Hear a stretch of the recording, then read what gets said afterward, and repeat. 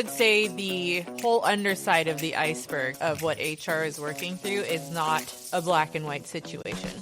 To my way of thinking, this is a perfect use case for an AI tool.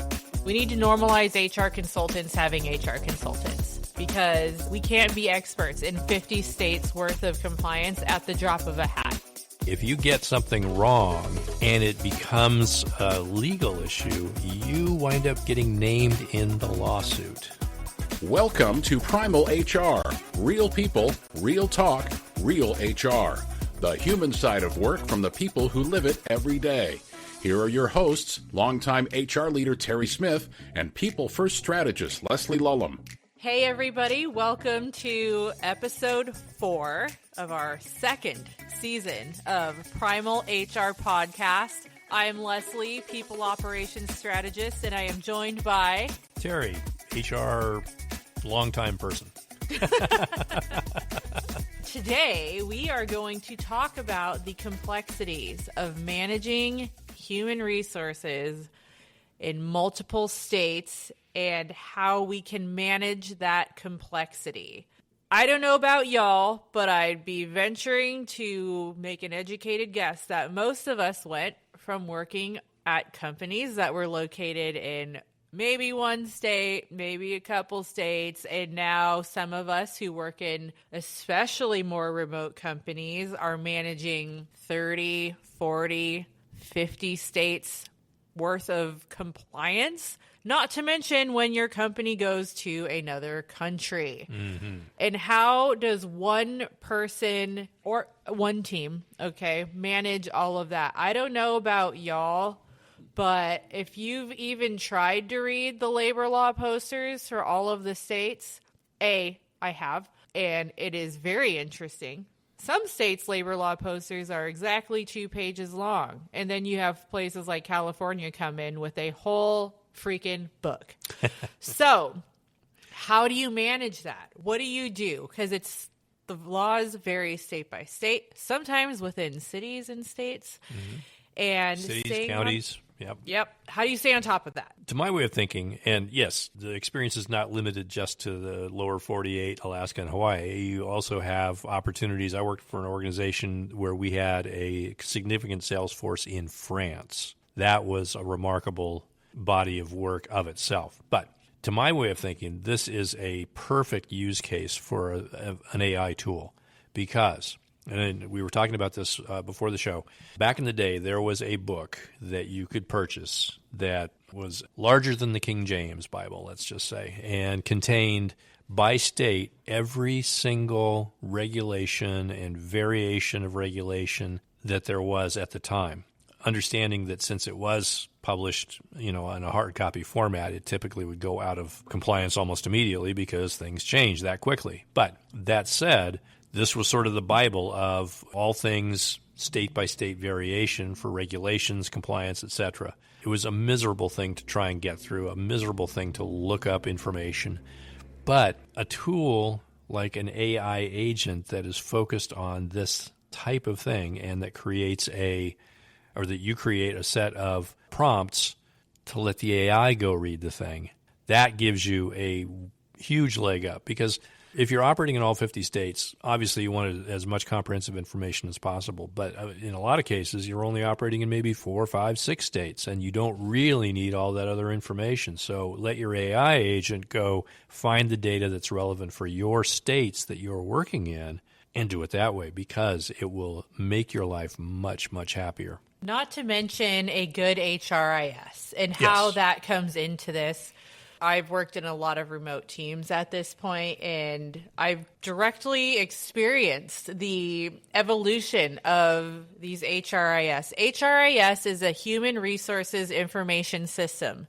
These are things like Gusto, Rippling, Paychex, you name it.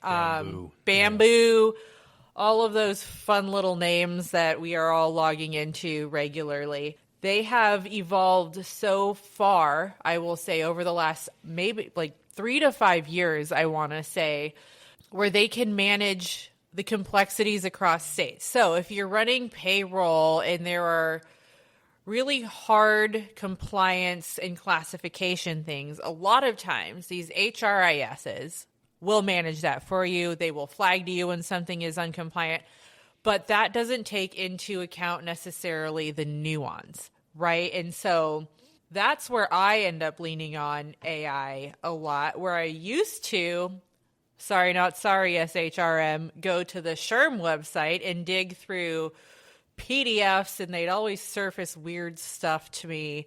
Now I can go use an AI agent. And I personally have different chats and tools trained on different things. You know, if there's a complex compliance question, again, you're going to hear me say this anytime we talk about AI, remove PII, personally identifying information. Don't put your company names, don't put your name, don't put your employee's name, email, phone number, social security number. Do not put any of that in the AI. But you can use that to jump off for some of these compliance issues. How do I handle this in this state?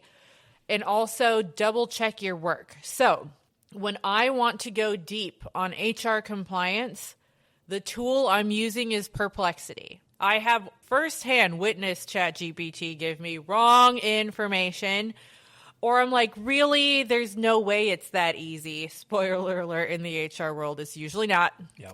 So I go into Perplexity. I will look at the links that it linked me, and then I will do a Google search and verify what I'm seeing. And if I'm still unsure, I will gut check it with the organization that shall not be named, just to make sure. Because when it does come to HR compliance stuff and state-specific anything, you need to be sure. And as the HR person at your company, it's you. Hi, yeah, it's you that has to be sure of that. There's no one you can turn around to and say, hey, boss, is this right? No, it's you. Well, and that raises an interesting point because, and I talked about this briefly offline, is that as the HR leader, whether you like it or not, and most HR leaders know this, but for those of you that maybe haven't heard it yet or have not really thought about it, you are the legal representation of the organization. If you get something wrong, as Leslie points out, and it becomes a legal issue, you wind up getting named in the lawsuit. Not a lot of people know that, but you get named. It's the best. I'm kidding. Yeah. Yeah, when you get named, I mean, it's a very, very bad thing. It's puts you in real jeopardy. So Leslie's point is a good one. Make sure that you've double-checked your information, that you know that you are proceeding on solid ground, because it can come back to bite you. As they say, AI can make mistakes, and it does. And it will. Mm-hmm. It will. Verify. Trust, but verify. My favorite phrase. Yes. And also, this might be a little bit of a spicy take, but I've told Terry this many times. We need to normalize HR consultants having HR consultants, because, like we just said, we can't be experts in 50 states worth of compliance at the drop of a hat. Right. Yes. Do I know where to go find the information and how to verify it and all of those things? Yes. But inevitably, we all run into those gray area situations that get a little bit dicey. In those moments, it's also helpful to have somebody else who is in the same boat, who works in the same profession, who maybe has a stronger expertise in whatever area it is, to bump ideas off of, to chat through things, because as much as we like to think HR is black and white, and when it comes down to compliance issues, it often is, there is also a huge, I would say the whole underside of the iceberg of what HR is working through is not a black and white situation. Rarely. When you get one, you're like, woo, that was easy. Yeah, and every once in a while you do get one that's kind of like, oh, well, okay, that wasn't hard at all. But that's not the norm. And typically there are things that are underneath the surface that you just need to be sure that you know. So to your point, being in an HR consultancy and having other HR people that I can lean on for help in areas that I may not necessarily be certain of is enormously helpful. And it is absolutely true that if you think you've got the right answer, double check it. And if you think you've got the right answer after that, check again.